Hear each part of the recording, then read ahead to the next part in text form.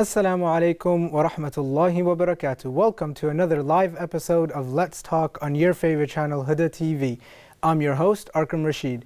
On tonight's episode, we want to discuss a very crucial topic that afflicts Muslims and non-Muslims alike, which is depression and suicidal thoughts. Many times we find that in the Muslim community, mental health is completely ignored. So we want to start this conversation with you guys and hope that more conversations like this will occur in your local communities and worldwide, inshallah. So let's start off by welcoming and introducing our panel for today. On my right hand side, sir, if you can give us your name, where you're from, and a little bit about yourself. Go ahead. Yeah, my name is Yusuf Krama. I'm from Philadelphia, PA. I'm a writer, an author, an activist, aspiring student of knowledge, inshallah. All right, Yusuf, welcome back to the show. You were on with me last week and we had a wonderful conversation, so I'm looking forward to this one as well. It's a pleasure. Next to him, brother, if you can give us your name, where you're from, and a little bit about yourself. Yes, I'm Ahmed Muhammad Munir. I'm studying in Faculty of Languages and Translation at the university. The third year for me after the preliminary one. I'm 21 years old. I'm turning 22 in a couple of weeks, inshallah. And I'm an English instructor. And pleasure to be with you here, inshallah. All right, Ahmed, this is the first time we're having you on the show, so welcome to Huda and welcome to Let's Talk. Thank you. If I can come over to this side, brother, if you can give us your name, where you're from, and a little bit about yourself. Go ahead. My name is Idris, and I'm from the States, America, from Maryland, Washington, D.C. area, close to you. And I'm here teaching English, but mainly learning Arabic and memorizing Quran. All right, Idris, I know you so well that I can actually introduce you myself and the brother next to you as well. It's always a pleasure. Yeah, it's always a pleasure to have you on as well. Brother next to him, if we can get your name, where you're from, and a little bit about yourself. Sure. I'm Omar Khalid, I'm an Egyptian citizen. I work in translation and writing scripts for TV programs. All right, Omar, it's wonderful to have you on again. Like I said, I can introduce this side of the panel. I know you guys off the back of my head. We're on every week almost, inshallah. So I'm looking forward to this conversation, guys. What I want to start off with is Islam's look at suicide and depression and suicidal thoughts. We're going to start with the religious aspect of it, kind of, and then let's get into the social aspect of it. So, Yusuf, if you can start us off today, go ahead. Bismillah ar-Rahman ar-Rahim. Firstly, it is understood from Sharia that suicide is something that's not allowed in the religion of Islam. You know, we are told to have hope in Allah. We are told to believe in the qadr, that la yukallifu Allah nafsan illa wus'aha, that Allah will not place upon you a burden that you cannot bear. So anything that happens to in your life is from the perfection of Allah's plan, and He knows you, He knows your situation, and He is a just and a merciful God. So it's understood in Islam that suicide is not something that we accommodate, is not something that that we allow in Islam. Okay, Ahmed, I'm going to come over to you to ask you your thoughts about that. But before I do that, dear viewers, I want to remind you that you can call into the show because this is a live program. And if you do not want to call, you can also message us on Facebook. And we have Facebook open here. And we will receive your message on air and we will answer it for you as well as we can, inshallah. So Ahmed, coming back to you. Islam's view on suicide and depression. Yes, speaking of Islam and hope in Islam, of course Islam has given us everything that makes us hopeful in life and not to despair of the relief from Allah, the Almighty Allah. If we look at Islam, it tells us that everything that happens to you is good for you, whether good or bad. As the Prophet ﷺ was narrated about him when he said, how wonderful the case of a believer is. Whatever there is good in whatever happens to him, and this is only for the believer. If prosperity happens to him, he thanks Allah, he expresses gratitude to the Almighty Allah, and this is good for him. And if adversity befalls him and he endures it patiently, and this is good for him. So whatever happens to you is good for you. So there's no chance to despair of the relief of Allah. Okay, that's very interesting. Inshallah, we're going to come back and get into the social aspects of this. I'm going to come over to this side of the panel. Just same thing, a general idea of Islam's look towards suicide and depression and suicidal thoughts. It's like the brother said, they've pretty much summed it up. But I would say that to add to that, that it's really it's haram, it's frowned upon. It's a big sin, and it's something that it shows that a person is doesn't have patience. It doesn't. That's suicide itself, not the thoughts. Yes. Yeah. Yes. Or isn't understanding that the reality of the qadr of Allah, and that whatever is happening to them, that they can take it. They just need to find, well, we'll talk about that later on, remedies and things to do to understand how to deal with it. Because Allah says you can, you just have to figure out how. Okay, Umar, your thoughts? Yeah, my thoughts on that is that the attribute of the disbeliever is that he despairs. And there's a verse in the Quran, Surah Yusuf. It's describing that the disbelievers, they are only people who are having this despair.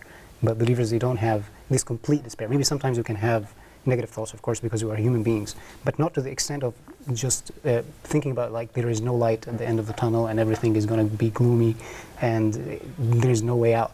And the way out of this religiously is to notice the attributes of Allah. We know that Allah is all-powerful. So if I think that I don't have the means to get outside of this overwhelming situation or my life is so hard, I have to think not of my power, not about everything around me, about circumstances and so on. Allah can change everything in a moment. Okay, now basically suicidal thoughts occur when there is, when basically you lose or there is no feeling of belonging or being able to cope with maybe a financial situation or the death of somebody that was close to you, somebody that you love. You know, these type of events lead to suicidal thoughts and suicide and just depression in general. So in your opinion, how could somebody prevent thoughts like these?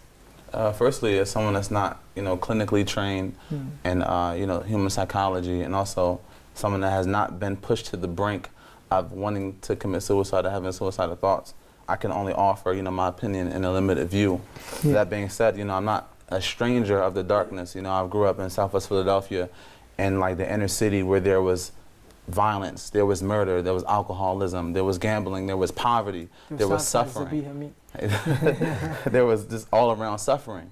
So I understand what it is to be in a place of despair and a place of hopelessness, and to, to not have hope, to feel that sentiment. And wallahi, growing up in that sort of environment, the only thing that saved me, that kept me alive spiritually, that kept me alive mentally, and perhaps even physically, was the hope in Allah subhanahu wa ta'ala. To know that Allah is all merciful, that Allah is all knowing, that He knows me, that He knows my condition, and He knows my situation.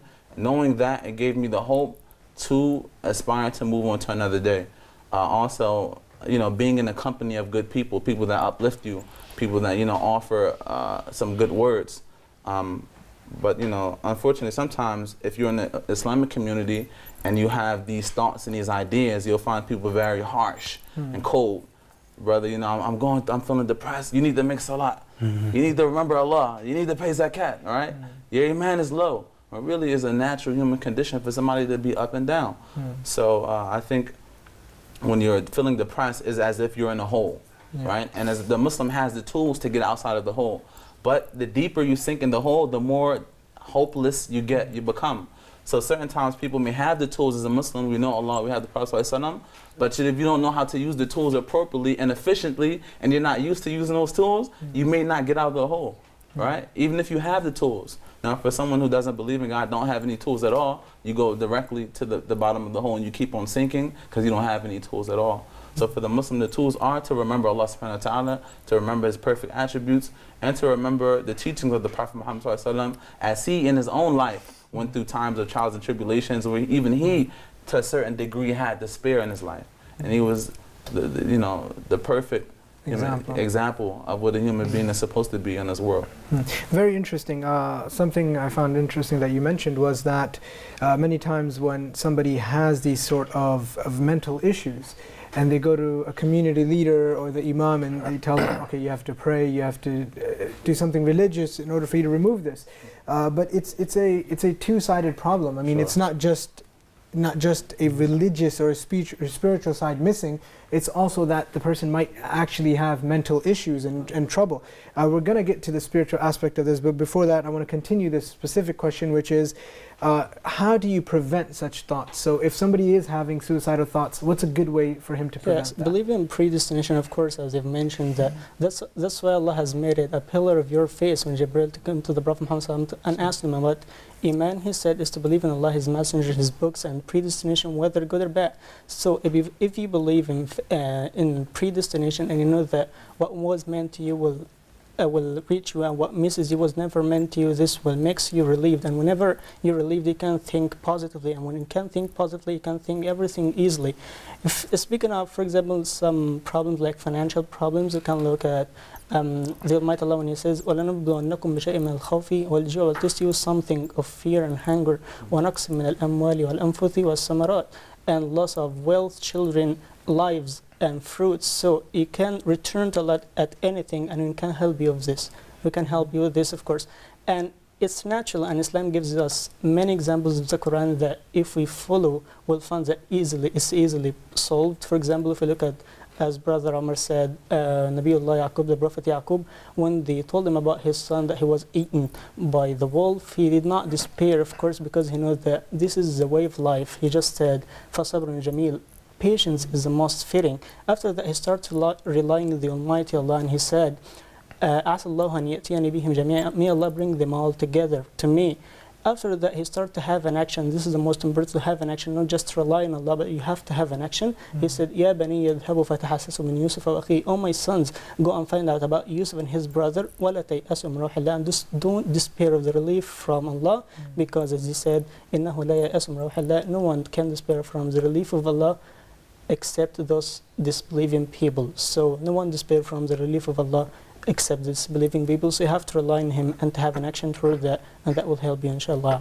Yeah. And it's very good that you mentioned that you have to do something about it as well. It's because sabr is two parts. It's patience and perseverance. It's not that you're just patient with whatever happens, it's that you continue and strive to do whatever you can to the best of your ability. Idris, I want to come over to you with the same question. What's your thoughts on that? How can you prevent such thoughts? I think I would add on to what he said about qadr. Sure. It's also understanding that things are qadr, but also knowing that you need to build upon your yaqeen. You can believe in qadr, but if you don't have yaqeen, you don't have certainty in your belief, then you're going to waver. You're going to ride the waves of trying to understand and maybe being lost. And how you build yaqeen is through knowledge. We all have different things that may touch your heart. Each one is individual. This is something that someone who's specialized in this can do better than me, is finding out exactly what will help you have yaqeen, because everything's different for everyone. But this is also, I look at one of the key traits that the Sahaba had that made them so successful, was the fact that no one could tell them anything different. You couldn't come to them and tell them anything. They believed from the bottom of their soul and heart that everything that Rasulullah said was the truth. Nowadays, people will say something and they find it and, I don't know about that. This is Rasulullah. Like, for instance, the hadith about the fly, dip it in. And some people to this day, well, I don't know about that. They're quick to judge, and they don't have the quick submission. Why? Because they haven't reached that certainty yet. Once you've reached it, obeying is easy. You don't even have the issue of this type of thoughts going through your head. Also, when you have yaqeen, then you'll understand the hadith the ayah, the Quran, when Allah says that you will never get anything you can't bear. If you believe in, you have certainty in this, then you'll start building yourself. Of course, you still may become depressed. This is human, but you can start building upon this pillar through that.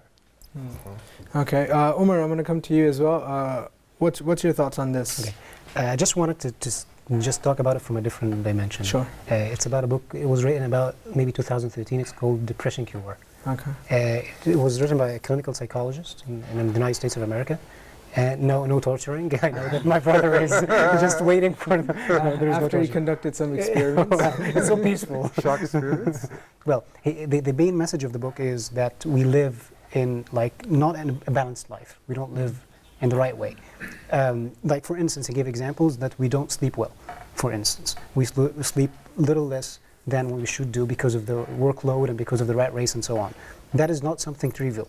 That actually is affecting the circadian rhythm, which is related to some of the main organs and the working of them inside our bodies. So maybe if somebody doesn't sleep for just 2 weeks, doesn't sleep so well, he's going to feel depressed. He's going to have negative thoughts, and he will think that, oh, it's because of my gloomy life, but it's not because of this. He just has to fix his way of life. This is one pillar, for instance, and he talked about also not working out, not moving, because look at the past. Maybe from 100 years from now, we used to go to the field, we used to move around. It's not normal what you're doing, like sitting on desks and offices. That's not the way that we are created for, to just sit still. So at least we have to move around like 3 times a week, and so on and so forth. One of the things that he alluded to is to expose yourself to the sun. Most of the time you are inside our homes, we don't go out, so we have to expose ourselves to the sun to feel normal and so on. So in conclusion, what I want to say is that we have to live normally.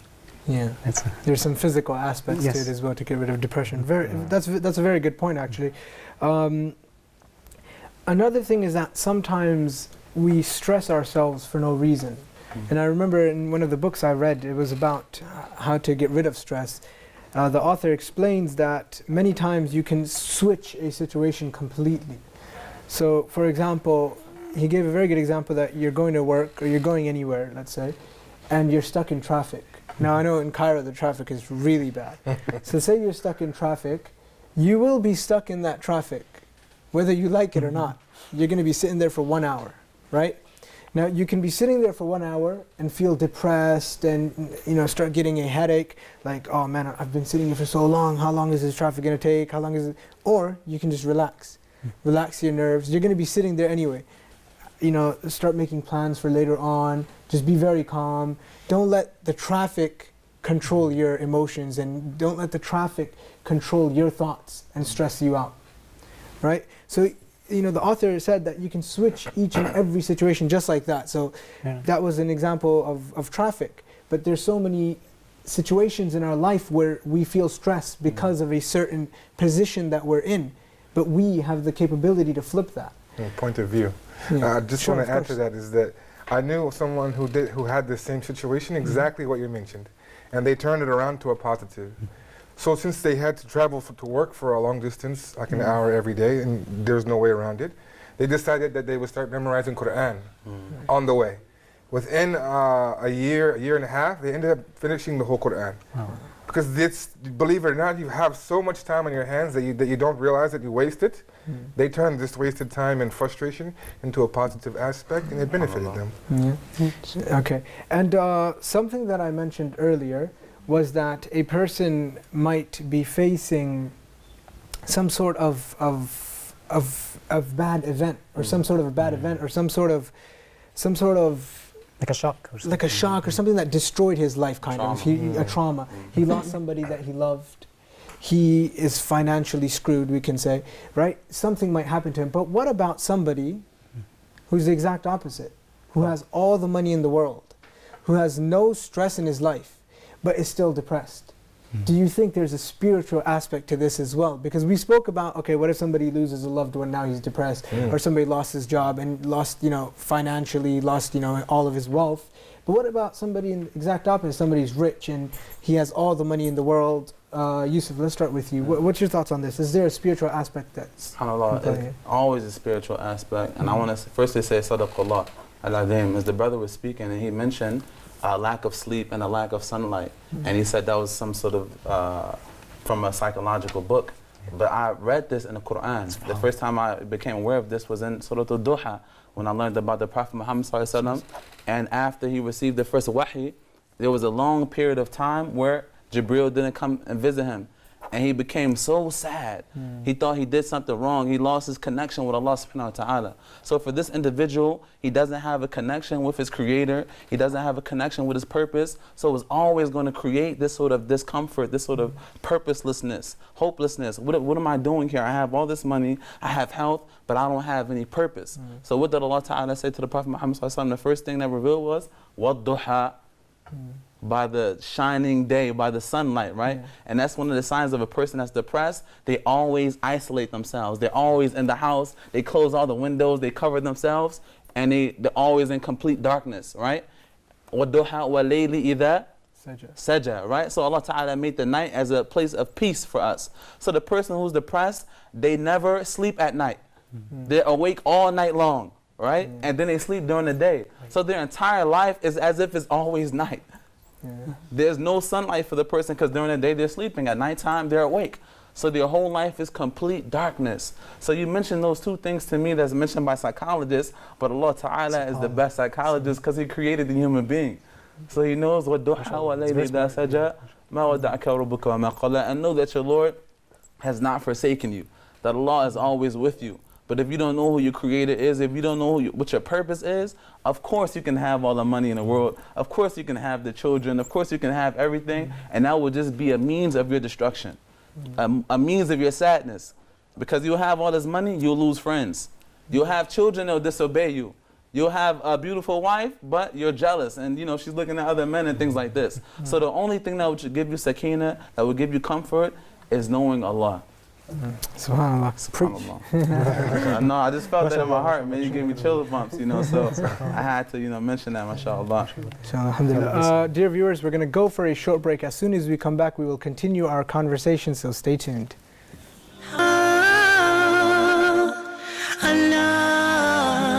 Welcome back to Let's Talk. Now, before we went for that short break, we were speaking about the spiritual void that could lead to depression. And Brother Yusuf gave us a wonderful answer right before that break. Ahmed, I want to come to you. What's your thoughts on this? Do you think there's a spiritual connection to depression? Yes, of course. If you just sit like a little bit with yourself and think of the problem and think of your purpose of life, what Allah has created you for, you'll find out that you're here just to worship Allah. And if you think of that, there is no way to despair, because He guarantees your provision for you, guarantees everything for you. Whatever comes from you, just worship Allah, and will get you whatever you want. In addition, if you look, as Brother Yusuf said, وَالْآخِرَةُ خَيْرٌ لَكَ مِنَ الْأُولَى, the hereafter is better for you than this, than the world. And of course, some people have wealth, but he said you may have wealth, but you use it in a bad way. It may be bad for you, but even if it's good for you, and you have the children, they are obedient for you, and everything is good for you, but you feel depressed, this means that you're far away from your Lord. As Allah the Almighty said, وَمَنْ أَعْرَضَ عَنْ ذِكْرِي, whoever turns away from my remembrance, فَإِنَّ لَهُ مَعِيشَةً ضَنْكَ, he will have a depressed life. So you'll find the reason that you're away from your Lord, and you have to go back to this. You have to go back to the Almighty Allah. And some people say, whenever I try to get back to Allah, I find it difficult, because I try to get back to Him and I start to make everything good for 2 days, 3 days. After that, I start to retreat. No one helps me. I start to be disappointed. But the best solution for that is to team up with your friends, team up with some group, to work in groups, and this is easily for you. It make it easy for you. For example, I had a similar experience to that. I felt that I'm away from Allah. I try to get back, but it's difficult for me. Whenever I try, I retreat back. So I gathered my friends and said, why are we away from the Almighty Allah? We have to get back to Him. They helped me. They had the same problem with me. So we decided together to get over this, to get this over and to overcome it. And nowadays, alhamdulillah, they helped me a lot to get back to the Almighty Allah. And I started to have a better life than before, alhamdulillah. Alhamdulillah. Okay, I'm going to come over to the side to you, Idris. What's your thoughts on this? Sometimes, we find people that have everything, anything a person could wish for, but the person is so depressed. What's missing here? I think they've pretty much nailed it on the head, is that when you leave the remembrance of Allah, Allah told you this, you're going to have a miserable life. I personally have known people who are very wealthy. I have known people that are millionaires, and they're not happy. They're searching for something, and they don't realize that what they're searching for is Islam. It's the natural inclination within you. Allah put it in you for a reason, to drive you, to give you comfort, to give you the contentment, is to build a relationship with Him. When you don't try to build a relationship with Him, you fail. No matter what you do, you're going to fail. You're always going to feel that everything will be temporary. It's like the as we have in America, we used to have the crack problem. The crackhead would always seek this one high, trying to find a high that he would never find again. You're seeking it but you'll never find it again. It's the same thing for people who do things in life, whether it be they're rich, whether it be their sports, whether it be whatever entertainment they're doing. They will never reach that high again that you were at one point. Because Allah takes it from you. There's no barakah in it without remembering Allah. So, and even the remembrance of Allah, like dhikr itself, there's an iman rush or an iman high that you can constantly reach for again and again. And But with this case, you can actually feel it again and again. Yeah. Every time you're on that, your highest level of iman, you feel good and you feel like there is no stopping Exactly. there's no plateau when you start having khushu and start really developing a relationship with Allah. There's no like, you hit the ceiling now, okay, now I'm here. It doesn't get there. Even if you have nafs al-mutma'inna, if your soul is the one that's the highest, you don't feel like, okay, now I'm here. It never will happen to you. Umar, I want to put the same question to you. What's your thoughts on this? What's the connection? Yeah, I just remembered the saying by Jim Carrey, one of the actors. Yeah, he was saying that I hope that everyone becomes rich and to buy everything they want and to know that this is not the answer. So subhanAllah, is maybe lots of people, they want to be like him. I want to be famous, I want to get money, I want to have everything. I think one of the reasons why he's not happy, or people, they don't become happy when they have money necessarily, because there's a difference between pleasure and happiness. Pleasure is what the brother was talking about. Pleasure is like drugs. You have escalation. You need to go to something like more aggressive or more like harsh, like from mild drugs to harsh drugs and so on, or hard drugs.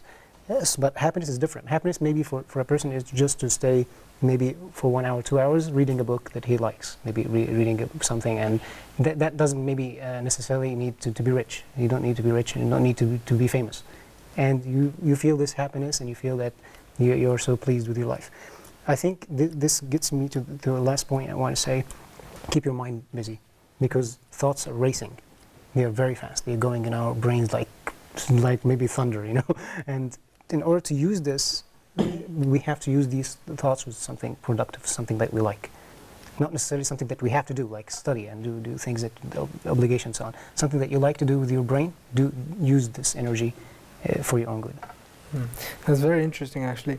What I'm going to do now is just cover the last question, which is actually probably the most important question of the show, which is, what are steps that we can take to help those with mental issues and depression? Because this issue is completely ignored, especially in the Muslim communities throughout the world. Not just in the US, not in Europe, throughout the world.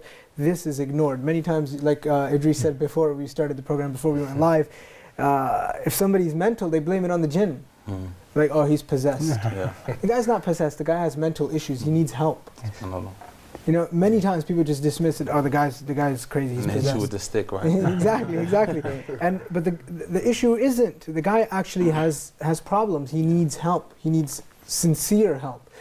So Yusuf, if we can start with you, what are some steps that any individual watching this show or any community leader can take to establish, we could say, institutions, or even anywhere where people with mental health issues can get help? Chiefly is to understand the severity of mental health issues within our communities. You have to really understand it. For example, every 15 minutes in the United States of America, somebody is taking their life, somebody's committing suicide. So as we're sitting here right now, there's somebody that's committing suicide. 4 people during the show. 4 people during the show. And it will continue and continue and continue, and Allah Ta'ala knows best, perhaps until Yawm al-Qiyamah. It may even get worse, because as times get harder. So to understand that, so the severity that as we're sitting enjoying our lives, there are people that are taking their lives constantly around the clock. So as our leaders and our community big figures, they shouldn't take it lightly, because sometimes they put imams in positions and they may have Islamic training, but they have no training in psychology. They have no training on the human condition, on the social conditions of a society. They may bring an imam from Saudi or from Egypt or from a foreign land to America, place in a masjid in the inner city of Philadelphia or New York, and he has no idea about the social condition, no idea about the drug issues, about the fatherlessness, the things that go on in the communities, and they say teach the people the aspects of wudu or something like this, or tawheed or whatever it is, but unable to correlate the teachings of Allah with the condition of the people. So there needs to be a sort of a way to educate the imams, and they should have credentials, or at least have people within circumference that can advise them according to the conditions and the mental health issues of what's going on, or direct them entirely to someone else and say, listen, this isn't my field. I'm an imam. I could tell you Qala Allah Ta'ala, Qala Rasul, but I can't tell you the intricacies of the human mind and the differences in acute depression or or serious depression or things like this. So it needs to be addressed properly in a correct way by our leaders and our figures in our community, and Allah Ta'ala knows best. Okay, so we can summarize that point as understanding the issues at hand. Absolutely. In every community, we can say. Ahmed, what's your thoughts? Yes, I'm going to answer this from a religious aspect, inshallah. The first thing is to know that troubles in your life that you endure patiently, this is your way to paradise. The Almighty Allah says, أَمْ حَسِبِتُمْ أَن تَدْخُلُوا الْجَنَّةِ. Do you think that you will enter paradise? وَلَمَّا يَأْتِكُمْ مَثَلُ الَّذِينَ خَلَوْا مِنْ قَبْلِكُمْ while such trials hasn't yet come to you as it came to the people who have passed on before you. What happened to them? They were touched. مَسَّتْهُمُ الْبَأْسَاءُ وَالضَّرَاءُ. They were touched by hardship and poverty, and they were shaken. وَزُلْزِلُوا حَتَّى يَقُولَ الرَّسُولُ وَالَّذِينَ آمَنُوا مَعَهُ. Till the Prophet and those who believed with him will say, مَتَى نَصْرُ اللَّهِ. When is the help of Allah? Unquestionably, أَلَا إِنَّ نَصْرَ اللَّهِ قَرِيبٌ. The help of Allah is near. The second thing is to look at it in a positive way. And you have to be strong, as our Prophet ﷺ, as it was narrated about him, said, the strong believer is better and dearer to Allah than a weak one. And both are good. Adhere to everything which is beneficial for you. Keep asking for Allah's help and do not refrain from it. In addition, he said, if you're afflicted in any way, do not say, if I had taken this or that steps that would have resulted in such and such, but say, Allah so determined and He did as He willed, because the word if opened the gates of shaitan. So you have to believe in what's around you and leave everything to the best, which is Allah, and He will help you with this, inshallah. Okay, so we can summarize that point as putting your trust completely in Allah subhanahu wa ta'ala. Idris, I'm going to come over to you. What's your thoughts? What are some steps? I think I'm going to say a little known fact that a lot of people don't really realize. And I don't mean to contradict the brother, but they don't realize that the Rasulullah ﷺ has a cure for depression. He dealt with depression. He dealt with people who were crazy. We have everything in his sunnah. The problem is that they haven't looked at it from the right angle.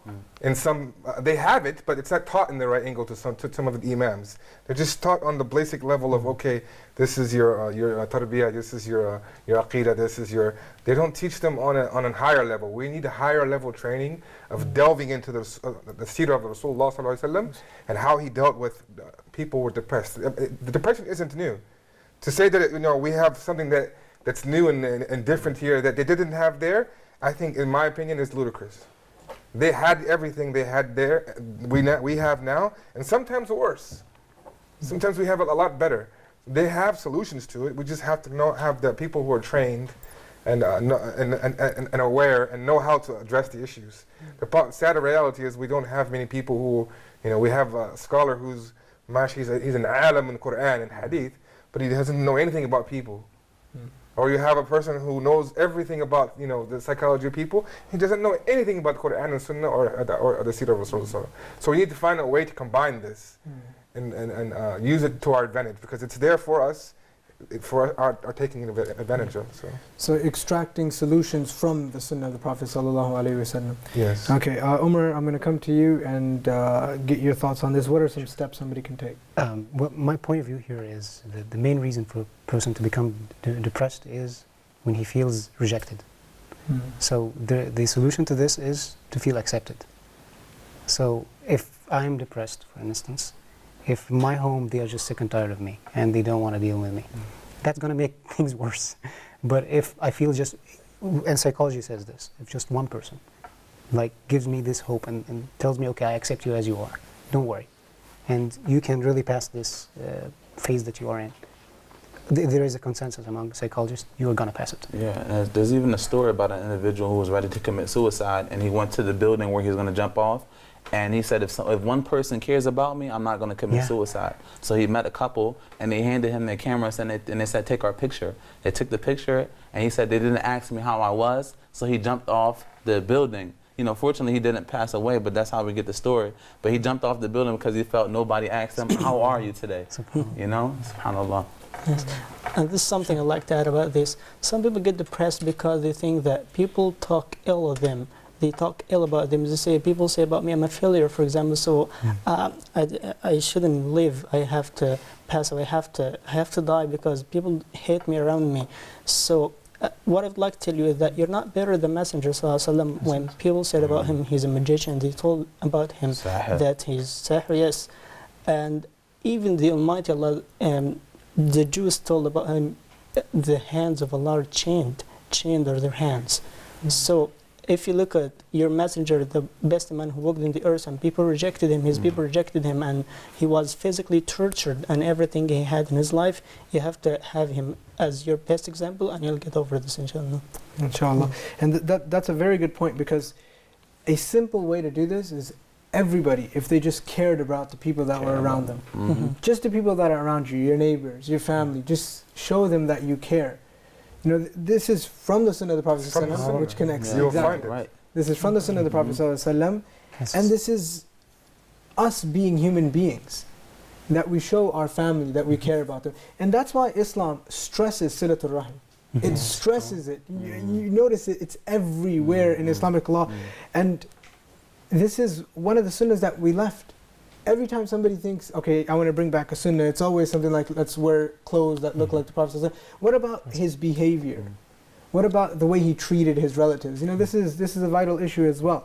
Another thing that I want to mention is that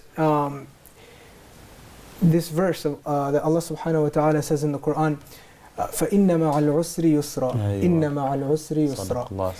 And what's interesting is that the beauty of the verse is commonly lost in translation. So very often you find that it is translated as, verily, with hardship comes ease. But we need to look at the Arabic to actually understand the precision of the Quran. If you look at the Arabic, let's break it down word by word. Allah subhanahu wa ta'ala says inna, which is verily, it's for tawqeed, to show Emphasis. that exactly emphasis, right? Then he says ma'a, with, so verily with. Now the next part, the next two words is where we want to focus. The first word is al-usr. The second word is yusr. So one word does mean hardship, the other word does mean ease. But there's one difference between the two words. The first word has alif wa lam, which in Arabic is known as al-ma'rifah. Right? The second word doesn't have alif wa lam. So the first word is al-usr, alif wa lam in the beginning. The second word is just yusr, no alif wa lam, nakira. So the first word is definitive. The second word is indefinite. Meaning al-usr is a specific problem or a specific issue. So when Allah subhanahu wa ta'ala says inna ma'a al-usr, that verily with a specific problem, a specific issue that you're facing, yusra. There are solutions. Many solutions. Many solutions. He didn't say al-yusra, that there will be a solution. He said yusra. So that's the beauty of this verse. Inna ma'al usri yusra. That verily with that very specific issue that you're facing, there will be many solutions. And then he repeats the verse, Inna ma'al usri yusra. With that being said, just a last piece of advice, if each one of you guys want to give to the viewers. Go ahead, Yusuf, you can start off. Yeah, this is something that my teacher taught me when I was having some concerns, you know, thinking about his worldly life. Two things he told me. One was that he said, Yusuf, chase the deen and forget about the dunya. Worry about the akhirah. Worry about the deen. He said, because if you chase the dunya, you'll lose the dunya and you'll lose your religion in the process of chasing the dunya. But if you chase the deen, Allah subhanahu wa ta'ala will make the dunya chase you because of His love. Secondly, he told me about fitna. You know, in Philadelphia, we always had this word fitna. Man, don't start no fitna, you causing fitna, right? And we understand it to mean trouble, right? But fitna is a trial. And I learned later in life that fitna was also from the word used in metallurgy, how they weighed gold, how they would, you know, burn the excess off of the gold. So if you would like to be pure gold, it is not without trial and tribulation, without fire. You have to go through fire to be gold. So whenever I go through pains and trials and tribulations in my life, I always think, man, Allah is making me gold. I'm about to shine. because of the process that Allah Ta'ala is putting me through. So to always have hopeful, to change the perspective of the situation, as you mentioned earlier. So, boy, you shining now. Yeah, see, because I've been through some things. Yeah. Ahmed, I want to come over to you. What's your piece of advice? Yes, of course, you have a lot of stressors around people, especially young people who have social, academic, and many problems. And the only solution, or the best solution I would like to give them, is never to give up. Never give up, because if you just look at the drop of water and it keeps flowing on a big rock, it can make a big hole in this rock, just because just it keeps flowing. And the same for you. If you just keep trying, you will get what you want, inshallah. All right, that's Idris. I'm going to come to you. Last piece of advice, inshallah. For me, I would say the first thing is cleanse your heart with sincerity. You know, only you and Allah know how if you're sincere. Cleanse it with sincerity. And the second thing is find ways to build a relationship with Allah subhanahu wa ta'ala that only you and Allah know. If maybe this is tahajjud at night, maybe this is a private sadaqah. You need to find ways through the sunnah of building a relationship with Allah subhanahu wa ta'ala. Because when you build this relationship, you'll be strong by yourself and you won't need anyone else, and what happens to you won't destroy you. This relationship with Allah subhanahu wa ta'ala will be the thing that holds you.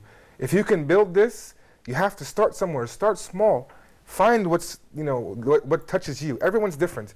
Maybe sadaqah touches you more than and salah touches me. Find what touches you and build upon it.